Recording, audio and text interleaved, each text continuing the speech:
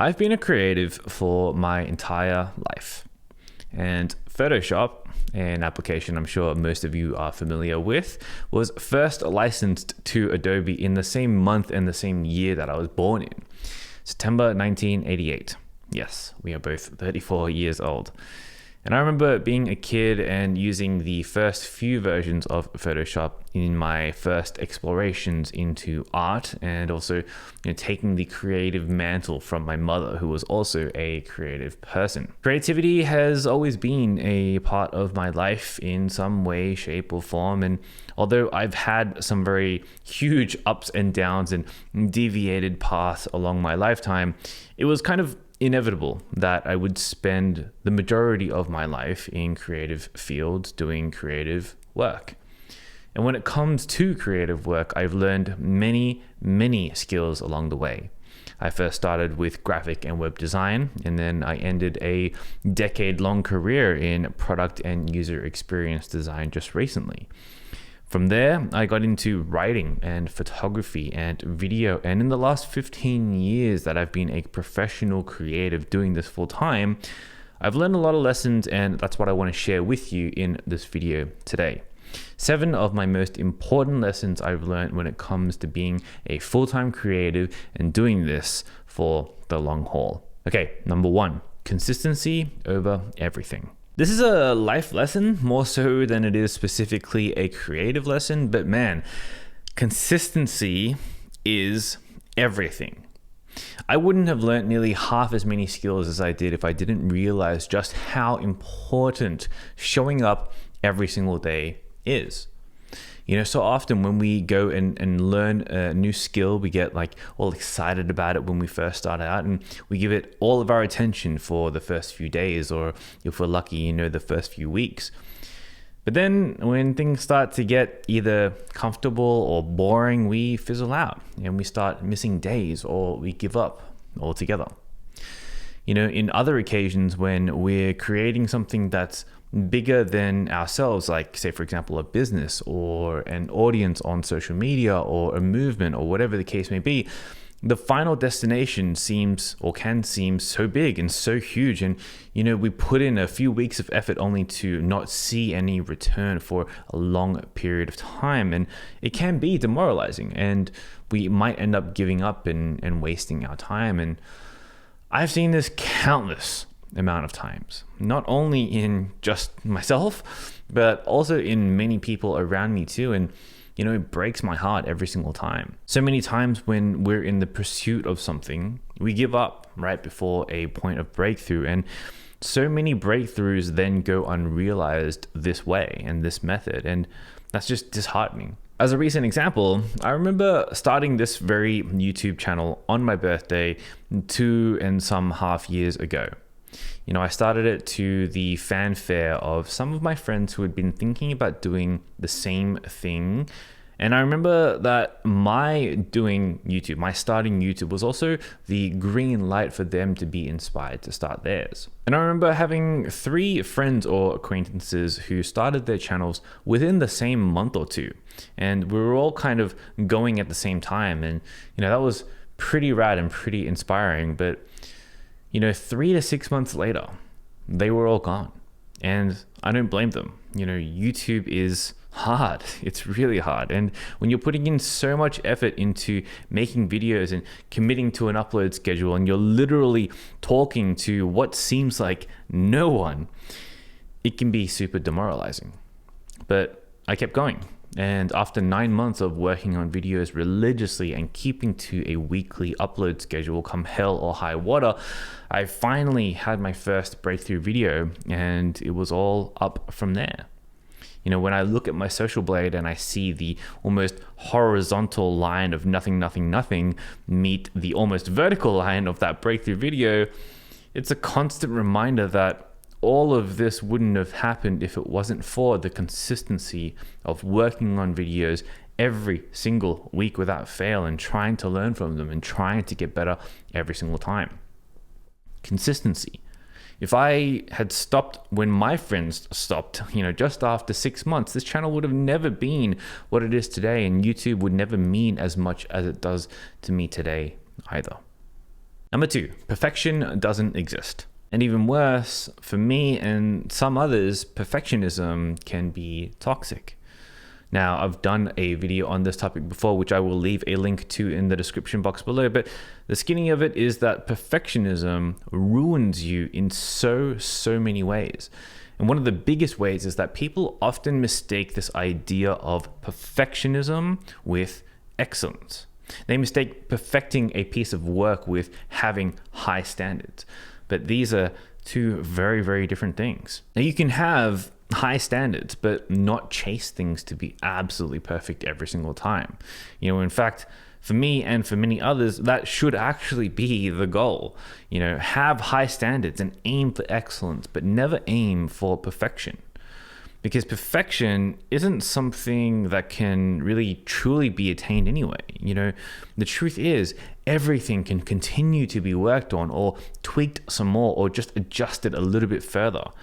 You can tweak something to death, but all of that time and effort and stress altering that last 1% of something is never worth the equivalent time you could spend doing something else, like starting a new project or finding new ways to make money or meeting people and making connections. And honestly, most people won't notice that last 1% of your work anyway. On the contrary, more people will focus on your entire body of work because it is this consistency over time that speaks the real truth to who you are as an artist. If you're constantly obsessing over perfection on, every single last thing that you do, you rob yourself of the momentum you can gain in other areas of your work. Which leads me to my next point, number 3. Quantity leads to quality. And people often say this backwards, right? People often say quality over quantity. And in some cases, that's true. But the thing is, you can never reach a point of quality in your work without sharpening it with quantity first. You can never truly get good results at anything, a piece of work, a skill, a project, without putting in all of the failures and the experiments and the attempts and just the sheer time at learning your craft. The quantity leads to experience over time. And sure, there are ways to optimize how fast you learn or reduce the amount of time spent doing the work, but ultimately, you got to put that bum in that seat and spend the thousands and thousands of hours pumping out works after works after works and learning and iterating on every single version until you refine and sharpen your craft to the point where you can call it quality. You don't become a good driver without spending a lot of time with your hands on the wheel. You don't become a world-class tennis player by sitting in the library reading about the history of tennis. And you don't become renowned for your work unless you have a lot of it that people can actually see and connect with. Quantity leads to quality. And the more works that you make, the better your work gets. This is true of almost anything in life. Nothing good ever comes easy without effort. And to be world class at your craft, you just can't achieve it in a few years. You just can't. You need the 10,000 hours or the comparative ratio to know what quality looks like and then how to create that. And recently I went through my Lightroom catalog and I redid how I categorize my rating system within it. And maybe this warrants an entire video on its own because it's pretty, deep. But I now use Lightroom's star rating in the way that it was actually intended. Rather than using it to categorize certain images together for projects that I'm working on or like statuses that I need to tag images with, my images are now literally rated in terms of how good they are, in my opinion. And as a rule, I set myself a kind of restriction with the 5-star rating system that Lightroom gives you. And as a rule, for me, my 5-star rating can only have a maximum of 100 images. And these are going to be my very best 100 images that I have. Images that I'll always be proud to show anyone. But this means that year on year, as my portfolio grows and grows, and hopefully I continue pushing myself to keep getting better as a photographer, that means that sometimes Images that I've once loved enough to give a 5-star will eventually drop to a 4-star purely due to the quantity of top-level images that I create. You know, even now, my 5 stars currently feel like a highly refined, super sharp samurai blade, you know, ready to wow the pants off any poor sod willing to sit through my egotistical showcasing of the best that my photography has to offer. But I only got to this point by having the quantity to continue to sharpen the skills that then create the quality. Quantity leads to quality. Number 4, develop business skills for a long career. All right, I'm sure this is the point where a lot of you are going to drop off and stop watching because for some reason, people, especially creatives, don't like to talk about money for some reason. And that's fine. You do what you want to do. But if you don't do this point, then you are guaranteed to have a very short career being a creative. And I've met thousands of creatives over my lifetime to assure you that this will be the case. Here's the thing. The best artists are the ones who can make money. Why?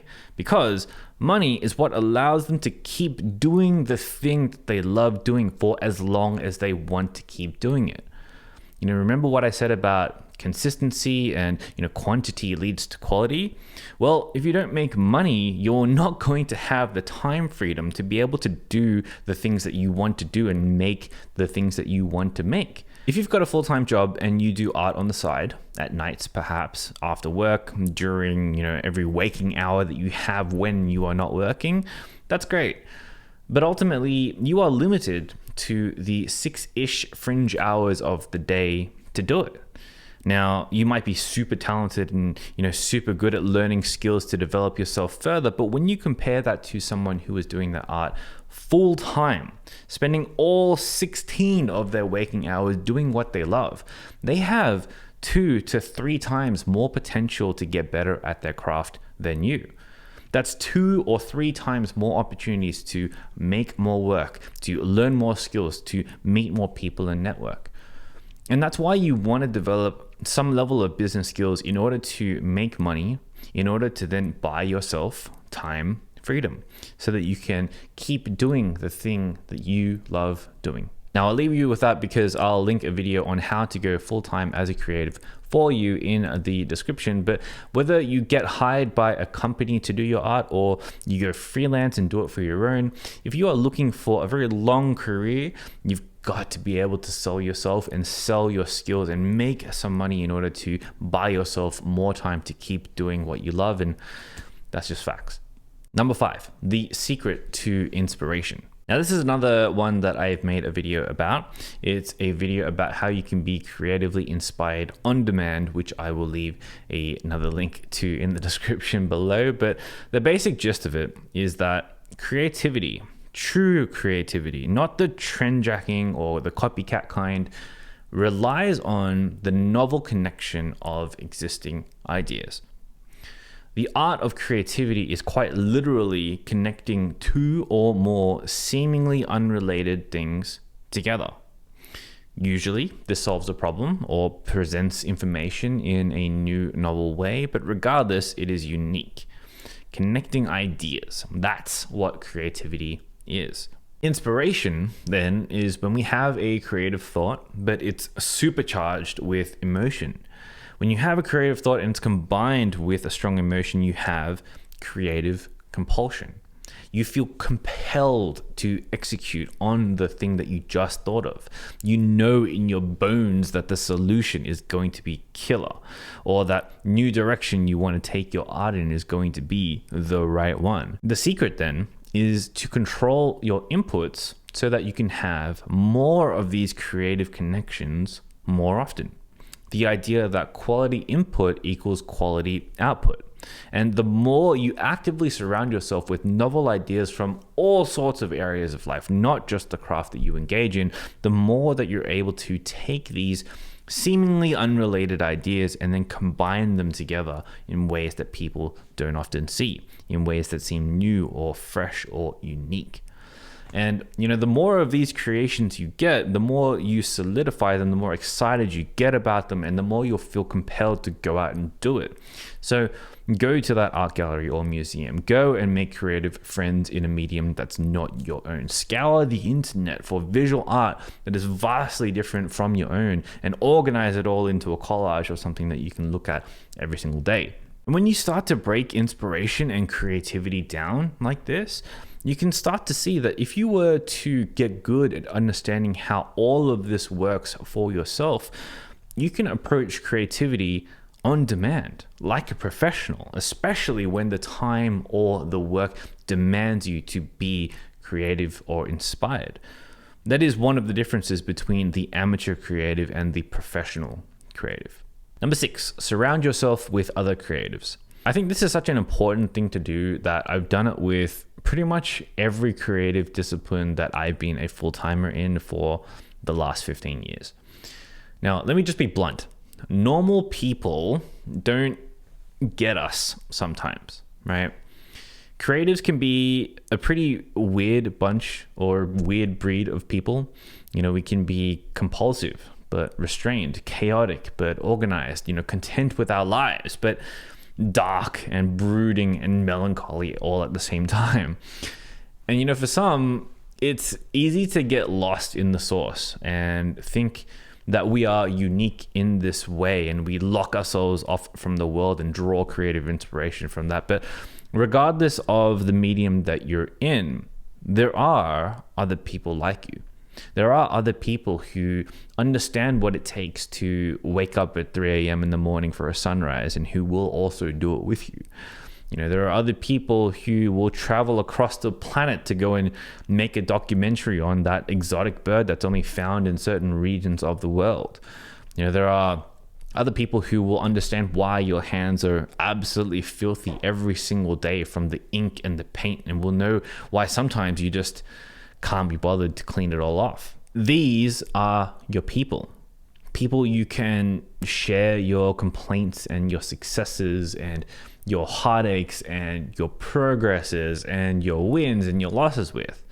People who understand you and want to help you with where you want to go.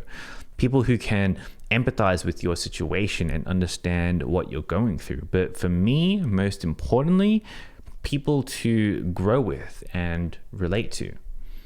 Some of my closest friends now are people that I've met through Instagram. Other photographers who get what it is like to be one. People who I can travel with, people who I can talk shop with, people who are in the game and know what I'm going through as well. There's so much comfort in making friends with people who are also creatives, and doing so also helps the quality of your work as well, because you'll always rise to the standard of those you surround yourself with. Number 7, creative phases are inevitable. And lastly, something that I realized early on is that no matter what medium you go through, there are phases and cycles that go on all the time from both a macro and a micro level. For example, in the macro, I remember when I was a designer and mobile was first becoming a thing. It was first starting to take off. And we talked a lot about Apple's skeuomorphic design. Skeuomorphism is this idea that digital elements and objects can retain cues from their physical counterparts in the real world, hopefully increasing the user's understanding with what they're interacting with. So for example, in the early days, the Notes app literally tried to look like a notepad. The icon was a notepad, so you knew what it was before you tapped it. The background of the note itself when you were writing had like a little texture to it that made it look like you were typing on paper. This is all to give you the sense of what you're doing in digital as you would in the physical. Anyway, skeuomorphism died, and the industry then went to flat design for a while, and then it took a couple of leaps and bounds and moved on to something else. And ironically, it then went into another form of skeuomorphism with Google's material design, and so on and so forth. Creativity goes through phases, and what goes in and out of vogue is usually cyclic in some way. trends burst onto the scene in a flash of brilliance, and then they die, and then they stay dead for a little while, only to then become reincarnated in some alternate form. And you can really only see this if you've been in an industry for a while. This is one of those things that quite literally takes a significant amount of time to go through. But the same thing happens on a micro level with your creative phases as well. And sometimes we forget that this is the case. Oftentimes when we're doing something in a particular style that feels right to us in the moment, we feel like this is going to be the way that it's always going to be. Like, this is it. This is the look. But given a long enough timeline, and hopefully you've constantly been trying to progress your skills and grow, your styles and your tastes and your affinity for certain themes and trends changes over time. And the things you become so enamored with right now become outdated as you learn more and more, and you progress and you progress. A common example for me anyway is my editing, and I'm sure you can relate to this if you're a photographer as well. And I remember my first few years, everything was all architecture and heavy saturation and purples and hard contrast and impact, right? And from there, things got a little bit desaturated and a little bit fadey, and the compositions became a little bit simpler and simpler, and the edits became less and less complex. Fast forward many years to today, and now my editing aesthetic tries to look as natural as possible while also trying to be slightly stylized. So my workflow is actually incredibly short. Creative phases.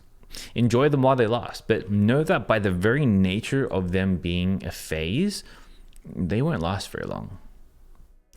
Alrighty, that's the list, and these are just the things that have been really top of mind for me in the last few years especially, but I'm sure when I look at this list again in 10 years time, it'll change and be completely different once again. Alrighty, if you liked this video, check out this video as well, because if you are interested in creativity, then this video will help you get there if you aren't already. Alright, I'll see you in the next video, but until then, get out there and make something that matters. Peace.